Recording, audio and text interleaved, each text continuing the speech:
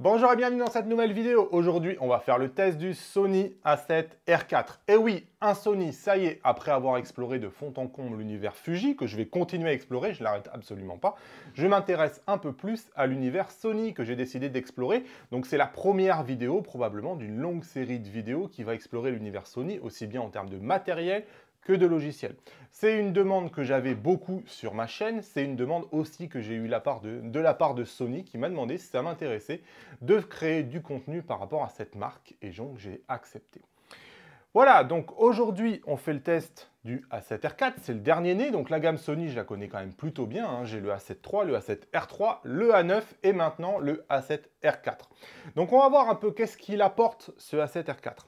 Alors la première des choses qu'on peut voir lorsqu'on le prend en main, c'est une nouvelle ergonomie. On peut reprocher souvent à Sony de ne penser qu'à la technologie et de laisser un peu de côté quelque part l'ergonomie, la prise en main, mais là pour une fois on a été vraiment entendu et si vous reprenez d'anciennes vidéos que je faisais sur le R3, on retrouve trait pour trait ce pourquoi je râlais et Sony a quasiment tout corrigé, c'est incroyable. Donc, ce que Sony a corrigé, c'est un grip plus profond, plus agréable. Ce grip-là, il permet de mettre tous les doigts de la main. Regardez ici, c'est absolument parfait. Il permet en plus, il laisse plus de dégagement entre l'objectif et le grip. Donc vraiment, c'est très très agréable. Ensuite, j'ai jamais aimé les molettes Sony. Je m'en suis jamais caché. Mais ici, ces molettes Sony ont été revues. Celle de devant, regardez, elle est inclinée vers le haut et elle tombe carrément mieux sous le doigt.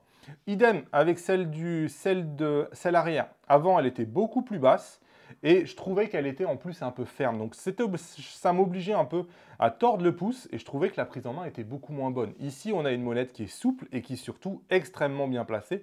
Elle tombe très très bien sous le doigt.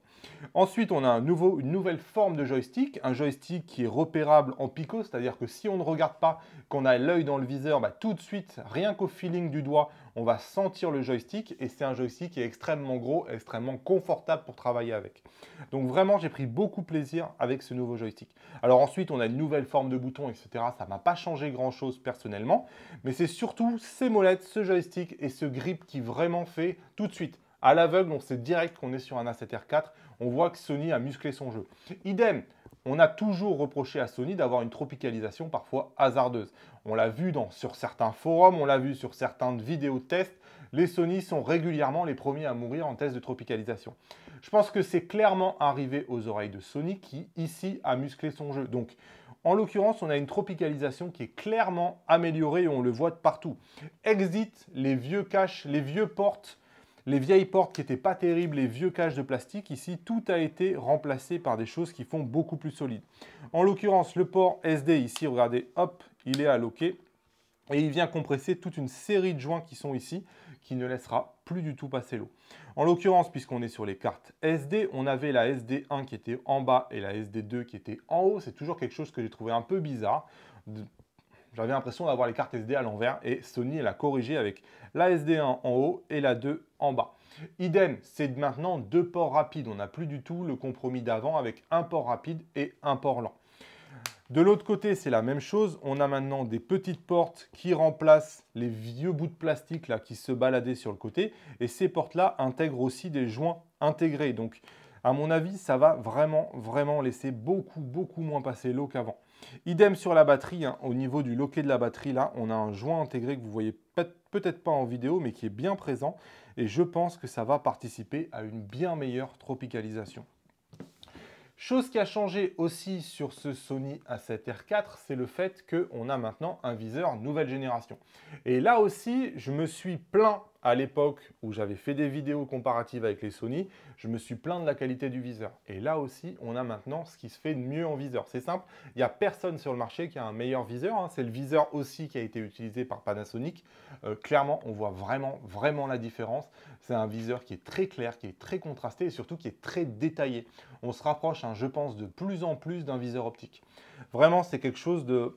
Vraiment le meilleur viseur que j'ai utilisé. C'est vraiment dommage que Sony n'en ait pas profité pour moderniser son écran arrière. L'écran arrière n'a absolument pas bougé. c'est le même écran arrière qui est actuellement sur le A7R3. Alors, c'est un écran arrière qui est plutôt bon quand même, hein.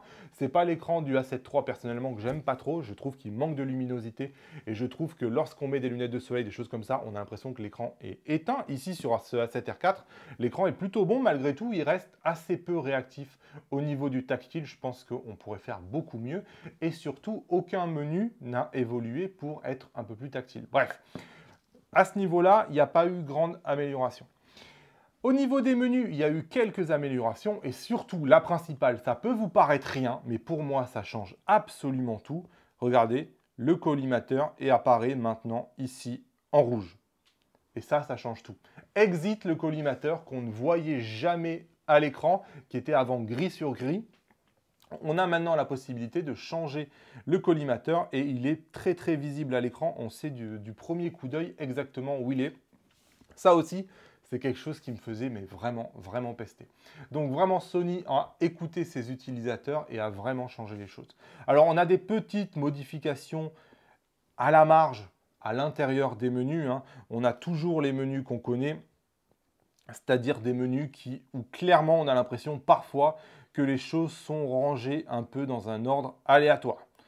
Voilà, c'est dit.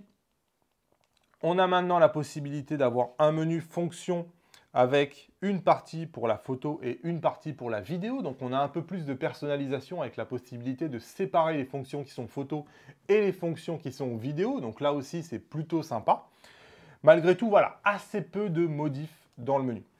Alors, on va parler tout de suite de la star de cet appareil photo. La star de cet appareil photo, c'est évidemment son capteur. Ce A7R4, il vient avec un nouveau capteur rétroéclairé de 61 millions de pixels, un record sur un capteur plein format. Évidemment, ça pose des tonnes de questions d'avoir un capteur de 61 millions de pixels, et c'est ce à quoi on va essayer de répondre dans ce test. 61 millions de pixels, c'est la garantie d'avoir des détails à foison. On va regarder ça en photo. Mais surtout, c'est quelque part, en anglais, on dit un sweet spot. C'est-à-dire que c'est un point de bascule parce que 61 millions de pixels, ça veut dire que lorsqu'on se met en mode APS-C, on a 26 millions de pixels, exactement comme un appareil photo APS-C d'aujourd'hui. Hormis le nouveau Canon dont on ne parlera pas, quasiment tous les APS-C sur le marché aujourd'hui ont 24 ou 26 millions de pixels. Ben ici, quelque part, ce Sony A7R4, il a les deux, c'est-à-dire que dans un seul boîtier, on a le meilleur des APS-C et le meilleur des full frame. Et ça, c'est quand même pas rien. C'est-à-dire que certes, il coûte très cher, mais pour une fois, on a réellement deux appareils photo en un. Et ça, on va en parler séparés.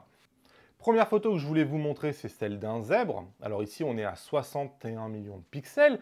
Je précise que j'utilise une version de Lightroom qui n'est pas encore sortie avec un support complet de l'A7R4, pas comme la version actuellement disponible qui a un support préliminaire avec quelques bugs et quelques artefacts. Donc ici, moi, j'ai aucun problème dans ce que je vous montre. Donc ici, regardez, quand je zoome à 100%, c'est là qu'on peut admirer à quel point on a du détail, à quel point on a de la qualité sur notre photo. Mais surtout, ce qui est important, et notamment en animalier, c'est la possibilité en un seul clic de passer de ça à ça grâce au mode APS-C. Donc on passe de 61 millions de pixels à 26 millions de pixels comme ça en un seul clic. Et ça, c'est franchement pas rien. Pour se rendre compte à quel point 61 millions de pixels, c'est absolument énorme comme résolution, ben, il faut se rendre compte que là, par exemple, je vais vous faire le cadre. Vous voyez, 61 millions de pixels, ça veut dire qu'on peut, ici, le cadre représente 24 millions de pixels. Ça veut dire que lorsqu'on prend une photo au format paysage, et bien le cas, regardez ici, je fais rentrer en portrait ma photo de 24 millions de pixels. Donc c'est absolument dingue comme nombre de détails disponibles sur votre photo. Et évidemment, si on zoome, regardez la qualité sur les cheveux, on peut vraiment compter les cheveux, on peut compter les cils. Je ne vous parle même pas des yeux. Je ne sais pas où j'ai appuyé là, sur -5, voilà. Donc là, les yeux, lui, il a les yeux foncés, mais regardez, grâce à la dynamique, vous voyez, on a vraiment tout le détail à l'intérieur des yeux qui apparaît. C'est absolument dingue comme qualité d'image. Et évidemment, encore une fois, on a la possibilité en une seule touche de passer de 61 millions de pixels à ici 26 millions de pixels sans absolument rien toucher. Ça peut vous permettre de varier les cadrages, ça peut vous permettre d'être créatif. Je vous remontre un exemple de 61 millions de pixels. Hop, on va zoomer. Et là, ça pareil, ça fait très très mal. On voit absolument tous les pores de la peau, tous les petits plis dans les lèvres, les yeux, énormément de détails dans les yeux. Vraiment, on a absolument tout ce qu'on veut en termes de qualité. Par contre, attention, ça va être strictement impitoyable pour les modèles. Voilà, donc on l'a compris, un capteur qui offre beaucoup de richesse, beaucoup de détails. Mais la question que j'ai envie de vous poser, c'est quel est le compromis finalement pour avoir un capteur de 61 millions de pixels? Est-ce que derrière, ça suit? Donc la première des questions que je me suis posée, c'est évidemment, est-ce que la dynamique est préservée? Alors, je vais vous passer les détails parce que je pense que cette vidéo va être déjà extrêmement longue, mais j'ai pris le temps de faire à peu près 4-5 scènes différentes avec justement des zones d'ombre et des zones claires. Ici, je vous en montre une, par exemple, que j'ai fait avec le A7 III, A7R 3 et A7R 4. J'ai pu comparer un peu la dynamique des deux, idem avec cette vidéo, avec cette photo-là, où j'ai fait les 3 photos, j'ai comparé les détails, j'ai comparé les dynamiques. Je peux vous dire que globalement, la dynamique du A7R 4 est un tout petit peu plus supérieure à celle du A7R 3, mais par contre, elle est inférieure à celle du A7 III. Donc grosso modo, on est vraiment en train de pinailler dans le sens où on est quasiment sur les meilleures dynamiques sur le marché. Certes, en retrait par rapport au A7 III, mais c'est normal, on a 61 millions de pixels.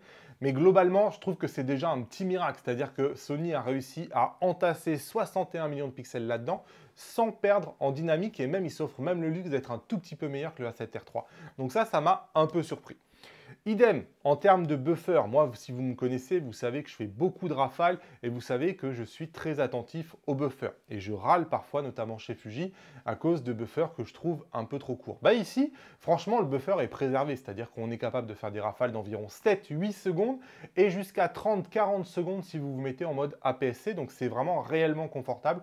La rafale de 10 photos par image est absolument tenue et il n'y a absolument aucun problème. Donc, c'est vrai que ça reste un petit exploit, hein. 61 millions de pixels, il faut les écrire sur les cartes SD, il faut les stocker en mémoire et clairement, ça dépote.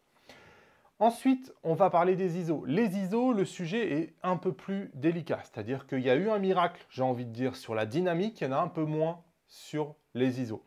Les ISO, si on regarde une photo à ISO 12800, hop, ça doit être celle-là, voilà, on va s'apercevoir que globalement, il y a beaucoup de bruit. Donc je ne sais pas si ça passe bien à l'écran, mais il y a globalement beaucoup de bruit. Alors tout est relatif évidemment, mais si par exemple on le compare avec un Fujifilm X-T3, il y a plus de bruit que sur un Fujifilm X-T3. Si on le compare avec un A7R3, on va se rendre compte que globalement on a perdu presque un stop au niveau du bruit. C'est-à-dire concrètement que si je prends le A7R4 à ISO 6400, ben, j'ai le même bruit qu'un A7R3 à 12800. Donc on a perdu presque un stop d'ISO, ce qui n'est pas rien. Sony n'a pas réussi à faire de miracle clairement au niveau des ISO. Mais attention, 61 millions de pixels, là je vous les ai montrés à 100%. C'est pas comme ça qu'on regarde une photo. Ce qui est important, c'est d'évaluer la photo lorsque vous la regardez par exemple en plein écran ou lorsque vous regardez un grand tirage. Et là, vous allez vous rendre compte que les 61 millions de pixels, par exemple, une fois que vous les avez transformés en 26 millions de pixels visibles, vous allez avoir un résultat qui est nettement plus propre que ce que vous auriez eu dans un équivalent APS-C. Et oui, vous avez beaucoup plus de mégapixels et lorsque vous allez réduire la taille des pixels visibles, vous allez avoir beaucoup moins de bruit. Je ferai des vidéos probablement pour étudier ça parce que c'est un sujet qui est intéressant et les gens s'en rendent pas forcément compte. Alors, on a vu 61 millions de pixels, quel compromis?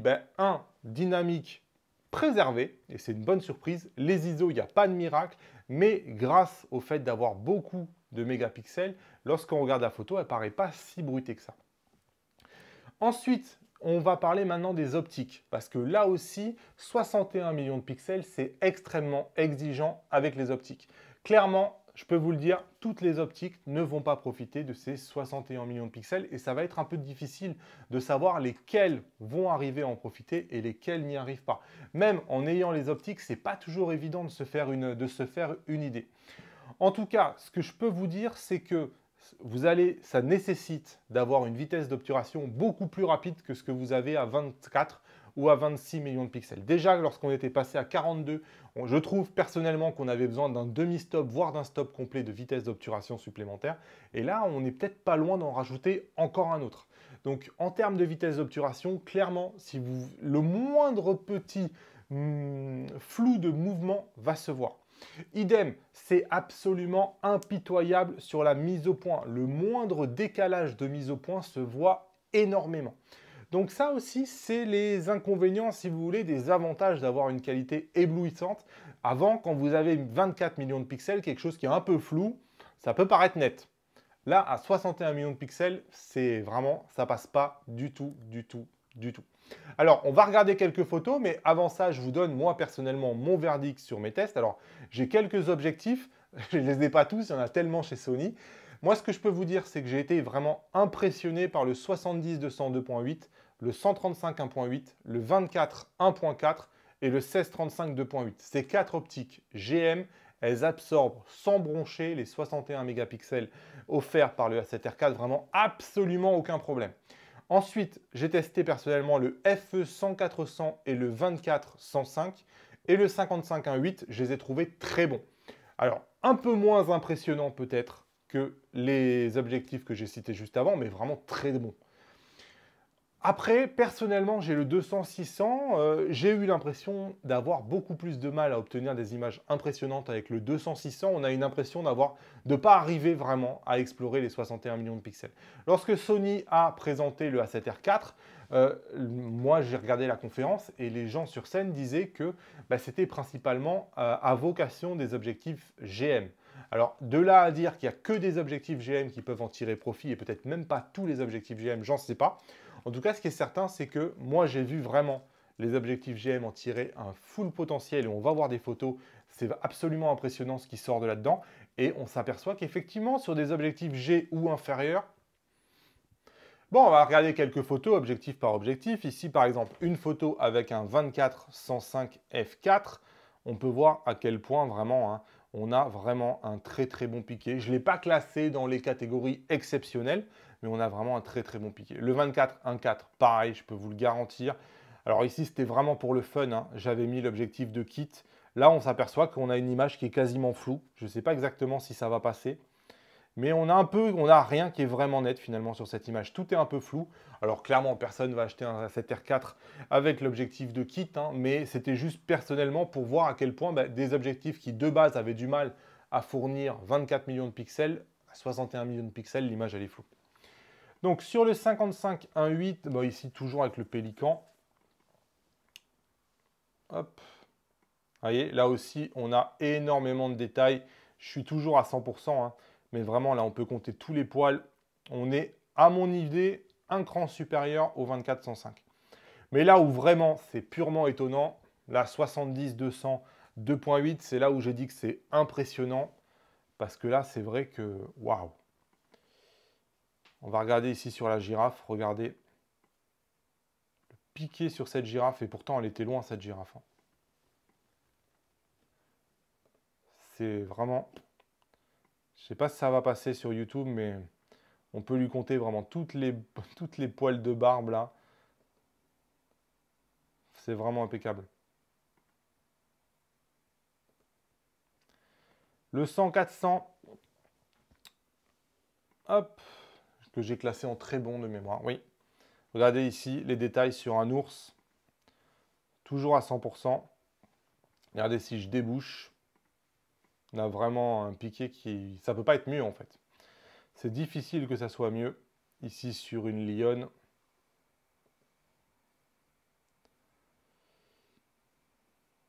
Voilà. Sur un 135 1.8, c'est probablement là où c'est quasiment le plus impressionnant. Regardez sur ce pan là. C'est incroyable de précision. Ça ne peut pas être mieux. Regardez, je peux même zoomer à 200% et on a encore l'impression que c'est net. C'est pour dire à quel point la photo est vraiment, vraiment impressionnante. Et le 200-600, alors là, vous voyez, je vais avoir du mal à vous montrer une photo même classée très bonne. Le 200-600, je l'ai mis à juste bon. C'est un objectif G. En tout cas, je ne sais pas. Je ne sais pas si c'est le mien qui n'est pas exceptionnel. Hop, je vais le mettre à 100%. Vous voyez, là, je vais avoir absolument rien à vous montrer qui va être particulièrement bon.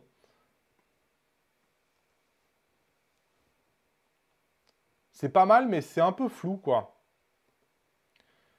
Je l'ai essayé plusieurs fois dans la journée, le jour où j'ai fait les photos de test. Regardez ici sur le chimpanzé, vous voyez, on a vraiment cette impression d'un peu flou, ça exploite pas, à mon idée, hein, les 61 millions de pixels. Voilà, tout ça pour dire que les 61 millions de pixels, ça nécessite un objectif capable de délivrer 61 millions de pixels. Et ça, vraiment, il va bien falloir l'avoir en tête. Il va bien falloir avoir en tête aussi que c'est bien joli de vouloir 61 millions de pixels, mais que ça fait des RAW d'environ 65 MO compressés et 120 MO non compressés. Donc attention, ça va remplir les cartes SD si en plus vous faites par des rafales très très vite. Ici, c'est carte SD de 128 Go ou 256 Go obligatoire. On déplore toujours que chez Sony, il n'y a toujours pas d'option avec un RAW compressé sans perte ou de possibilité de faire des RAW plus petits. Ce qui aurait été bien, c'est par exemple d'avoir la possibilité de faire des RAW de 36 mégapixels par exemple, c'est-à-dire sur cadre plein format sans passer en APS-C, être capable de faire des RAW qui ne contiennent pas 61 millions de pixels, mais 36 par exemple. Ça aurait été une bonne possibilité, c'est dommage que Sony ne le fasse pas. J'imagine peut-être que ça va arriver un jour ou l'autre, parce que ça fait quand même longtemps que tout le monde peste qu'il n'y a pas cette option-là chez Sony. Et là, avec 61 millions de pixels, ça commence à... Il serait temps qu'on l'ait, quoi. Allez, on va maintenant aborder l'autofocus du Acer R4. Il a nettement évolué par rapport à son prédécesseur, hein. On a un autofocus qui est beaucoup plus rapide, qui va hésiter beaucoup moins, qui dispose d'un meilleur tracking, qui dispose du real-time tracking d'ailleurs, qui est, on va le voir, je vais vous montrer ce que c'est, mais c'est la meilleure technologie aujourd'hui disponible chez Sony. Il y a la détection des visages, évidemment, des humains, avec la possibilité de sélectionner l'œil gauche ou l'œil droit. Maintenant, on a la possibilité d'avoir la détection automatique des yeux des animaux. On est bien meilleur aussi en basse luminosité, et ça m'a marqué parce que c'était un des points faibles pour moi du A7R4. Et clairement, l'autofocus, je trouve qu'on est arrivé à un tel point en fait qu'on peut se permettre maintenant, encore une fois, de changer de méthode de mise au point. Avant, en réflexe, on utilisait la mise au point recadrage. Puis après, avec les hybrides, comme on avait des collimateurs absolument partout, on déplace le collimateur un peu partout, là où on en a besoin. Et bien là, maintenant, je pense que l'autofocus est tellement bon qu'on peut se permettre de laisser le collimateur au milieu et déplacer le collimateur grâce au suivi. Je vais vous le montrer en vidéo. Alors, je vais vous illustrer tout ça grâce à quelques plans vidéo que j'ai pu faire pour vous montrer un peu à quel point il est bon cet autofocus. Et après, on va limiter un tout petit peu ça. On va repositionner l'autofocus par rapport à la gamme Sony. Alors, en premier, je voulais vous montrer la détection du visage, des yeux. On va voir que le Sony détecte tout de suite. On peut passer de l'œil droit à l'œil gauche, vraiment de manière très très simple. Ici, je vous montre aussi le mode APS-C. On peut voir que ça zoome dans l'image. Autre plan ici, c'est le Real-Time Tracking. Le Real-Time Tracking, c'est ce carré avec ces deux bandes sur le côté. En fait, au début, regardez, il détecte bien l'œil. Donc c'est le petit carré, et dès qu'il perd l'œil, en fait, il passe dans cet autre mode qui continue de suivre, en fait. Il sait qu'il a perdu l'œil, mais il continue de savoir à peu près où il imagine que c'est l'œil, et il sait que c'est l'arrière, en fait. Vous voyez, ici, il ne perd pas du tout sa cible. Et regardez, ici, dès qu'elle tourne la tête, je ne sais pas pourquoi c'est noir, dès qu'elle tourne la tête, hop, on est sur l'œil. Là, on est de nouveau sur l'œil. Hop, ici, elle retourne la tête et on repasse en mode real-time tracking. Donc en fait, ça veut dire qu'il ne perd jamais sa cible et qu'il continue de suivre très précisément et qu'il fait toujours la mise au point exactement où il souhaite. Regardez ici, dès qu'elle revient vers moi, on a le suivi de l'œil. Dès qu'elle tourne la tête, hop, on le repère, puis on le regagne. C'est extrêmement fluide et extrêmement fiable pour peu qu'on n'aille pas à 1000 à l'heure. Donc voilà, ça c'est un exemple de là où ça marche bien. Ici, je voulais vous montrer aussi le tracking sur un oiseau. Par exemple, ici sur une cigogne, dès que je fais l'acquisition de la cigogne, hop, il est bon. Alors ici, on a pu voir un truc un peu bizarre. Quelque chose, par exemple, qui n'arriverait jamais au A9. On a changé de cigogne. On est passé de la cigogne de gauche à la cigogne de droite, alors que je n'ai absolument rien demandé. Donc voilà, en tout cas, j'ai ma cigogne et on peut voir que je conserve toujours et encore ma cigogne. Elle va même passer derrière les arbres, je continue de la suivre et hop, regardez, il la récupère juste après les arbres. Donc vraiment, ça marche extrêmement bien. Voilà, ici on peut voir quelque chose, c'est-à-dire que contrairement au A9, ce A7R4 n'est pas sans blackout. C'est-à-dire que le A9, on n'a pas de blackout, donc on peut continuer à faire le suivi sans jamais être gêné par l'obturateur. Ici, ce n'est pas le cas. On a pu voir qu'on a des moments où c'est entièrement noir. Et c'est dans ces moments-là que l'appareil a tendance à perdre rapidement sa cible. Donc là, en tout cas, bon, on peut voir que pour la cigogne, ça marche globalement très très bien et que c'est un tracking sur lequel vous allez pouvoir compter. Malgré tout, ici, je voulais vous montrer la détection des yeux sur les animaux. Alors ici, on est sur quelque chose qui se rapproche d'un chat. Sony, officiellement, dit que la détection des visages, ça marche pour les chats et les chiens principalement. Donc ici, clairement, sur un jaguar, ben, ça marche aussi. Voilà, ça marche bien. Il détecte bien l'œil. Par contre, regardez ici, sur un pélican, pourtant, pour un humain, l'œil, il est assez évident, mais il ne détectera absolument pas l'œil. Donc, c'est les limites un peu de la détection automatique des yeux des animaux. Ensuite, une autre séquence, ici, c'est en basse luminosité. Alors, je vous ai mis en haut le A7R3 et en bas le A7R4. En fait, ce qu'on voit dans cette séquence-là, c'est que le A7R4 reste 100% net, même quand je m'avance. La mise au point est suffisamment rapide pour suivre mon mouvement. Le A7R3, il est flou quasiment de part en part et il fait la mise au point vraiment que quand je m'arrête. Vous voyez ici, par exemple, en bas, je continue d'être net. En haut, je suis entièrement flou. Vous voyez, en haut, il commence à faire la mise au point là, mais je suis encore net sur le A7R4. Le A7R4 est vraiment net de A à Z. Donc en basse lumière, on voit qu'il y a vraiment eu une avancée entre le R3 et le R4. On continue avec les petites séquences. Alors ici, voilà, c'était la technique que je vous montrais juste avant, où je pris cette habitude-là, c'est-à-dire que, hop, on met le collimateur au milieu, on appuie à mi-course, et après, ça fait le tracking, et c'est là où on peut composer, on met notre sujet un peu où on veut. Vous voyez, ici, je le mets dans un angle, ici, je descends mon appareil photo, et finalement, il continue de suivre ma cible. Et c'est comme ça que je positionne mon collimateur, c'est extrêmement rapide, il n'y a même plus besoin d'utiliser le joystick ou l'écran tactile. Hop, on fait ça, et on recadre, et automatiquement, le collimateur suit. Le tracking est suffisamment fiable pour faire ça à 100%. Alors, un autre cas. Ici, on va passer sur une autre partie du test de l'autofocus. Je vous ai montré que l'autofocus était en net progrès par rapport au R4. Et l'idée un peu, c'est de préciser le contexte par rapport à la gamme Sony. La gamme Sony, jusqu'à maintenant, c'était un A7R3 qui était en retrait par rapport au A7 III qui profitait en gros pour moitié du matériel qui était incorporé dans le A9 qui est vraiment le fleuron des fleurons. L'idée, c'est de placer ce A7R4 par rapport à la gamme. Donc clairement, en fait, on va s'apercevoir qu'il est mieux qu'un R3 et il est mieux qu'un A7 III. Donc c'est le meilleur autofocus actuellement disponible, j'ai envie de dire, hors A9. Malgré tout, j'ai vu beaucoup de gens, quand le A7R4 a été présenté, dire « Waouh, c'est un A9 avec 61 millions de pixels ». Et en fait, on va s'en rendre compte que si vous avez analysé les quelques séquences que je vous montrais, on s'en rend déjà compte quand il saute d'une cigogne à une autre, quand il perd tout à l'heure Amy. Mais vraiment, non, ce n'est pas du tout un A9. C'est-à-dire que si on attend une progression par rapport au A7 III ou A7R3, on est largement servi.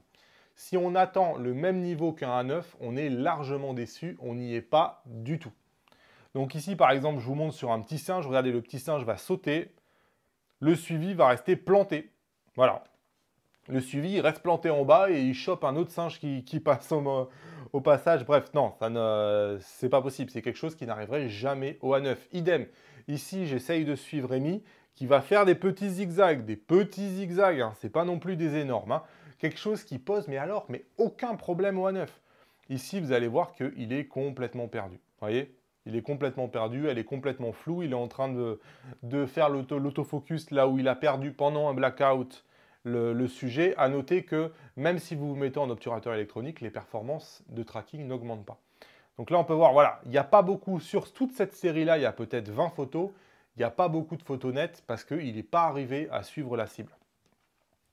Et c'est quelque chose que j'ai vraiment. Alors ici, je voulais juste vous montrer sur un petit test A9 vs A7R4. Ici, on est sur le A7R4. Il va descendre du toboggan. On peut voir que le A7R4 a perdu sa cible vers le milieu ici. Et maintenant, je vous montre la même chose avec un A9. C'est absolument parfait le A9. Hein. Il ne perd jamais sa cible. Il perd absolument jamais sa cible. C'est le meilleur autofocus et de très très loin que j'ai pu utiliser. Donc non, tout ça pour dire que le A7R4 n'est pas du tout au niveau d'un A9. Donc ça me paraissait quand même important de le préciser, hein. On a un autofocus du feu de Dieu, largement meilleur que le R3 et que le A7 III, mais avec quand même une gamme en dessous du A9. Autre précision que je souhaite apporter, c'est que même sur un sujet fixe, j'ai eu quand même pas mal de déchets en termes d'autofocus. C'est-à-dire qu'ici, je vais vous le montrer par exemple sur un cochon, parce que j'ai pris cet exemple-là sur un sanglier, mais on va se rendre compte que, regardez ici, on a une superbe netteté, notamment sur les cheveux du dessus, ou même sur la peau, on peut compter les poils, etc. Et sur une rafale de 10 photos, je vais avoir 3 ou 4 photos où je ne sais pas pourquoi, l'appareil perd la mise au point. Voilà, ici, il a perdu la mise au point. Alors, c'est léger, mais avec 61 millions de pixels, ça se voit. Et en l'occurrence, on voit que ce sont les poils plutôt derrière, ici, qui ont pris la mise au point. Vous voyez, ici, par exemple, celle-là, elle est floue. Elle est entièrement floue, celle-là. La mise au point s'est décalée à l'arrière, je ne sais pas pourquoi. Et il va mettre quelques photos à regagner la mise au point. Bref, ça, c'est des choses aussi qui peuvent arriver. C'est pour ça que, personnellement, je vous conseillerais, si vous prenez un A7R4, de prendre l'habitude de faire des rafales. J'ai vu Tony Northup qui, finalement, a constaté exactement la même chose que moi, qui dit que lui, il prend l'habitude de faire des petits mouvements d'avant en arrière pour faire comme ça varier un peu l'autofocus. Parce que oui, la mise au point est tellement exigeante et tellement impitoyable que parfois, on a des loupés, même avec un autofocus aussi précis que celui que Sony nous met à disposition, qui est le meilleur autofocus sur le marché, on ne va pas se le cacher, mais pour arriver à fournir 61 millions de pixels, il faut vraiment, vraiment pas se louper. Alors, on va aborder maintenant la vidéo. Alors, évidemment, ce n'est pas un appareil photo de base qui est fait pour faire de la vidéo, mais malgré tout, il est évidemment capable d'en faire. On est sur les mêmes spécifications que le A7R3.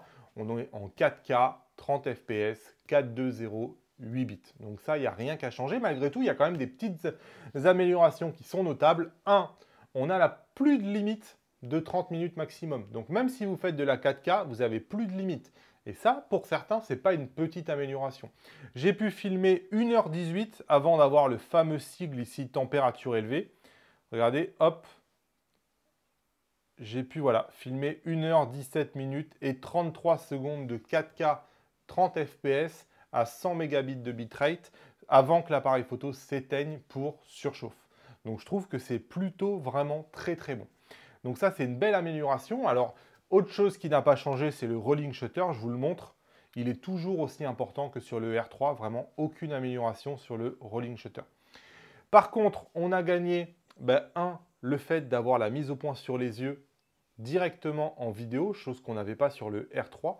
Et en plus de ça, on a le tap to track qui nous permet, en appuyant sur l'écran tactile, hop, à la seconde où on appuyait sur l'écran tactile, automatiquement la mise au point va suivre le sujet qu'on a verrouillé avec le doigt. Ça aussi, c'est vraiment sympa à utiliser. Allez, dernier petit test pour la vidéo. IBIS, évidemment, on a un IBIS qui est un peu amélioré par rapport au R3.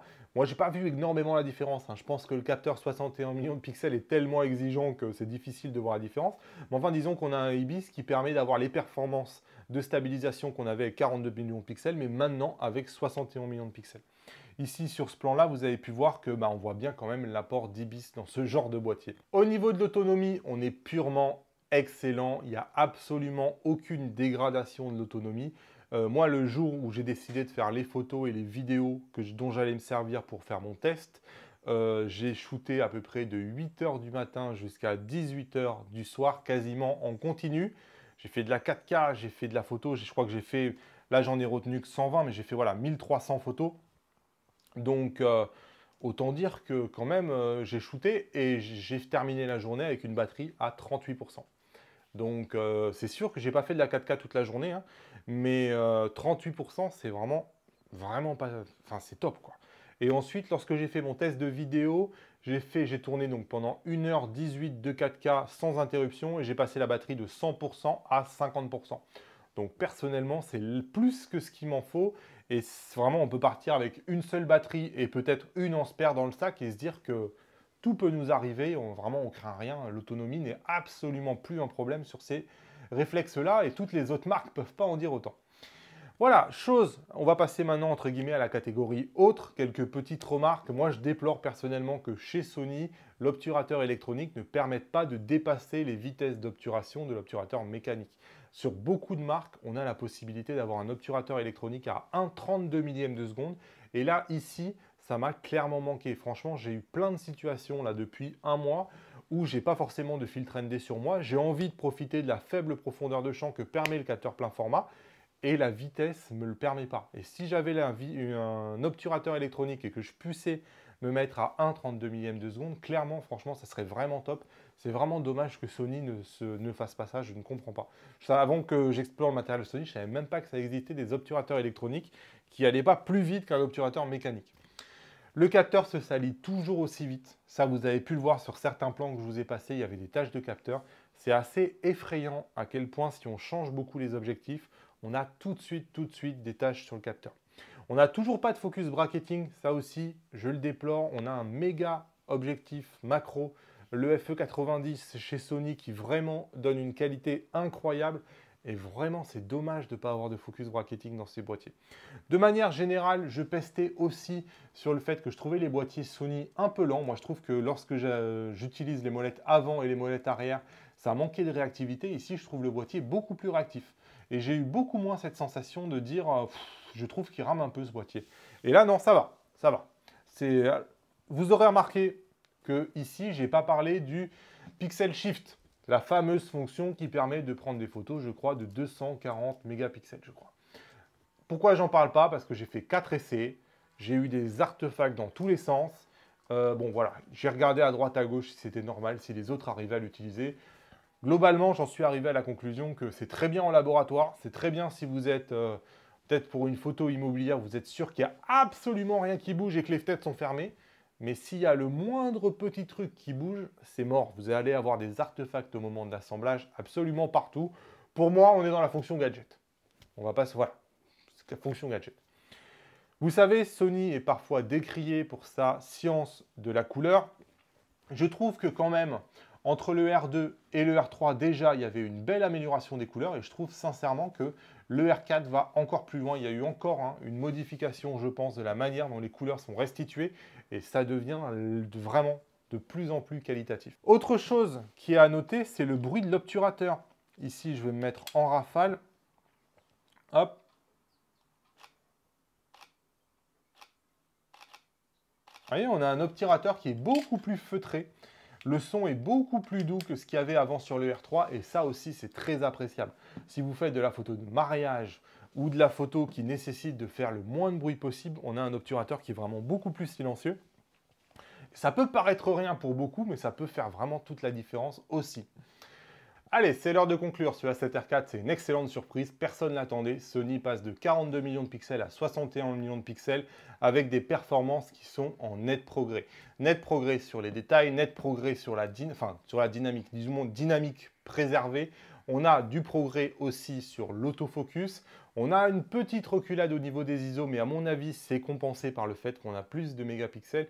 Globalement, c'est une excellente copie. Et surtout, c'est la première fois qu'on a un boîtier qui est capable d'être quasiment le meilleur des pleins formats et en plus le meilleur des APS-C. Et on passe de l'un à l'autre en une seule touche. Donc quelque part, on a acheté 2 boîtiers au lieu d'en acheter un. Merci d'avoir suivi ce test. N'hésitez pas à vous abonner à la chaîne si vous êtes intéressé par l'univers Sony. Je vais faire des vidéos régulières maintenant sur l'univers Sony. N'hésitez pas aussi à regarder dans la description. J'ai probablement mis un lien si vous voulez me laisser votre email. Je vais probablement développer des masterclass autour de ces appareils Sony dont les menus sont tant décriés. Clairement, j'ai fait beaucoup de masterclass Fuji et on me demande les masterclass Sony. Donc, si vous voulez être au courant quand tout ça sort, n'hésitez pas à laisser votre mail juste en bas. Moi, je vous dis à bientôt dans la prochaine. Salut!